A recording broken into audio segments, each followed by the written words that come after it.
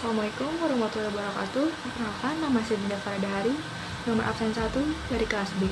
Di sini saya akan membahas mengenai bagaimana cara membuat kuesioner, menguji reliabilitas, validitas, univariat, dan bivariat terhadap penelitian kelompok saya dari pertemuan 9 yang berjudul Pengaruh Penggunaan Twitter terhadap Interaksi Sosial Mahasiswa Ilmu Komunikasi Universitas Negeri Jakarta Angkatan 2019. Jadi untuk pertama-tama saya akan jelaskan mengenai langkah-langkah membuat kuesioner via Google Form. Pertama-tama kita harus membuka Google, lalu mengetik Google Form pada search bar. Kemudian kita tinggal membuat pertanyaan atau pernyataan sesuai penelitian kita. Dan di sini kuesioner kelompok kami dibagi menjadi dua atas dasar variabel penelitian, yaitu variabel X dan Y. Untuk pernyataan variabel X berfokus kepada bagaimana keaktifan responden sebagai pengguna Twitter yang dilihat dari indikator tersebut.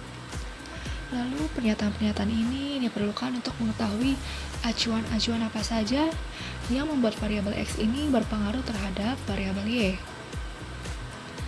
Selanjutnya, untuk pernyataan variabel Y sendiri berfokus kepada bagaimana interaksi sosial yang terjadi pada mahasiswa ilmu komunikasi Universitas Negeri Jakarta angkatan 2019 ini terbentuk. Hal ini diperlukan untuk mengetahui acuan-acuan apa saja yang membuat variabel Y berhasil dipengaruhi oleh variabel X. Lalu, jika kuesioner sudah selesai dibuat dan disebar kepada populasi, kita tinggal memindahkan data-datanya ke dalam Excel dan membuat data-data tersebut ke dalam tabel. Sampel yang digunakan dalam penelitian ini sebanyak 67 orang yang terdiri atas mahasiswa ilmu komunikasi Universitas Negeri Jakarta angkatan 2019. Alasan menetapkan sampel ini dikarenakan setelah dikaji lebih dalam dengan menggunakan rumus Ramadhan, Isaacs, dan Michael, memperoleh perhitungan sebanyak 67 orang. Ya, jadi pertama-tama saya akan membahas mengenai bagaimana cara menganalisis data-data melalui SPSS. Untuk pertama-tama, yang pastinya kita harus membuka aplikasi SPSS tersebut. Lalu setelah itu kita memasukkan data-data dari kuesioner kita ke variabel data. Selanjutnya kita mengklik tombol variabel view untuk memastikan apakah data-data yang ditampilkan sudah benar. Jika sudah benar, langsung saja kita mulai menganalisis data-data ini dengan uji validitas. Pertama-tama kita harus mengklik Analyze, kemudian klik Dimension Reduction, lalu klik Factor. Lalu kita memindahkan variabel X dan Y ke variabel box per variabel tanpa total. Setelah itu kita klik Descriptive dan Checklist Initial Solution, lalu KMO. Dan klik Continue, lalu klik Rotation dan klik Verimax, kemudian klik Continue lagi dan terakhir klik OK. Maka terdapat tampilan seperti ini. Di sini saya menguji variabel X terlebih dahulu. Dan menurut analisis dari Malhotra, dikarenakan analisis validitas menurut KMO jika nilai di antara 0,5 sampai 1,0 itu dinyatakan valid. Maka hasil di sini, hasil perhitungan variabel X di sini itu sebesar 0,837. Maka data ini dinyatakan valid, data variabel X dinyatakan valid. Dan untuk perhitungan variabel Y sendiri juga sama. Dan di sini kita bisa lihat jika data dari variabel Y ini sebesar 0,839, maka variabel Y juga dinyatakan valid. Kemudian untuk cara menganalisis data reliabilitas sendiri, pertama-tama klik Analyze, kemudian klik Scale, dan selanjutnya klik Reliability. Kemudian memasukkan data-data dari variabel X dan Y tanpa total. Jika sudah, muncul tampilan seperti ini.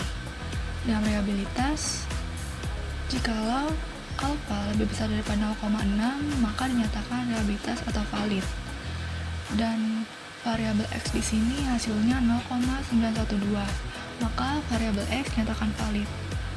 Untuk analisis variabel Y hampir sama dengan variabel X, dan di sini alfa dari variabel X lebih besar 0, yaitu sebesar 0,89,5, maka dari itu variabel X dinyatakan valid.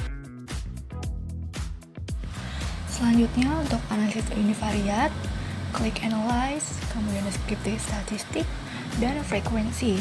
Untuk proses memasukkan datanya sendiri juga bervariabel dan tanpa total.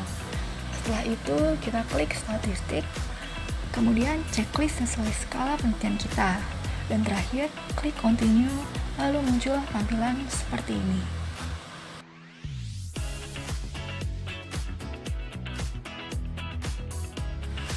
Dan yang terakhir ada analisis bivariat.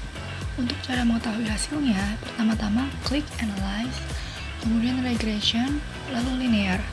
Setelah itu pindahkan total variabel X ke kolom independen dan variabel Y ke kolom dependen. Kemudian klik enter di metode, selanjutnya klik OK. Dalam analisis bivariat dipakai terhadap kedua variabel menggunakan skala interval. Lalu analisis ini tuh beraneka ragam. Yang pertama tuh ada analisis dari rumus Y sama dengan A plus BX.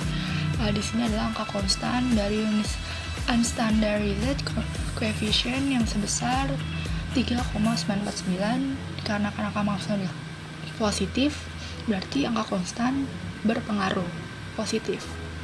Lalu di sini juga ada A coefficient dari unstandardized coefficient sebesar 0,056, dan dikarenakan angka maksimal yang positif berarti angka konstan berpengaruh positif. Sebaliknya kalau misalkan hasilnya negatif berarti berpengaruh negatif. Lalu di sini ada sig dengan nilai 0,05. Jadi di sini jika sig lebih kecil daripada 0,05 maka nilai dinyatakan berpengaruh. Sebaliknya kalau misalkan nilai sig lebih besar maka nilai dinyatakan tidak berpengaruh. Out di atas menjelaskan nilai sig sebesar 0,000 di mana nilai tersebut lebih kecil dari ketentuan 0,05, maka hasil H0 dan HA diterima, yang berartikan variabel X pengaruh pengguna Twitter, variabel Y interaksi sosial mahasiswa ilmu komunikasi Universitas Negeri Jakarta angkatan 2019 dapat disimpulkan di sini adanya berpengaruh variabel X terhadap Y. Jadi di bagian terakhir ada operasionalisasi konsep atau OK, di mana sini variabel pengguna Twitter dan interaksi sosial dibagi atas dimensi dan indikatornya masing-masing. Dimensi antar variabel ini ada dimensi input, output, dan outcome. Untuk pengguna Twitter sendiri, dimensi inputnya terdapat indikator yang menyajikan intensitas responden dalam mengakses Twitter dan lamanya waktu dalam mengakses Twitter. Lalu untuk dimensi outputnya sendiri ada Twitter sebagai aplikasi yang wajib ada dalam gadget dan topik yang diperbincangkan lebih beragam. Untuk outcome-nya, indikatornya terdiri atas kepuasan sebagai pengguna Twitter. Lalu untuk variabel interaksi sosial, dimensi inputnya indikatornya terdiri dari perilaku responden dengan lingkungan sekitar dan interaksi yang terlibat antar individu. Lalu untuk outputnya, indikatornya yaitu pengguna lebih aktif dan membuat interaksi pada sesama lebih efektif, dan jaringan pertemanan semakin luas. Dan yang terakhir ada dimensi outcome, indikatornya itu perubahan sikap terutama dalam interaksi sosial. Ya, jadi di sini bisa disimpulkan berdasarkan hasil penelitian yang dilakukan peneliti terhadap penggunaan media sosial Twitter pada mahasiswa ilmu komunikasi Universitas Negeri Jakarta angkatan 2019 mendapatkan hasil bahwa terdapat pengaruh positif antara tingkat penggunaan media sosial terhadap interaksi sosial. Berdasarkan hasil analisis data dan pembahasan yang telah dijabarkan sebelumnya, menjelaskan variabel X atau pengaruh penggunaan Twitter, variabel Y interaksi sosial mahasiswa ilmu komunikasi Universitas Negeri Jakarta angkatan 2019 dapat disimpulkan di sini adanya pengaruh variabel X terhadap variabel Y. Sekian penjelasan dari saya, kurang lebihnya mohon maaf. Assalamualaikum warahmatullahi wabarakatuh.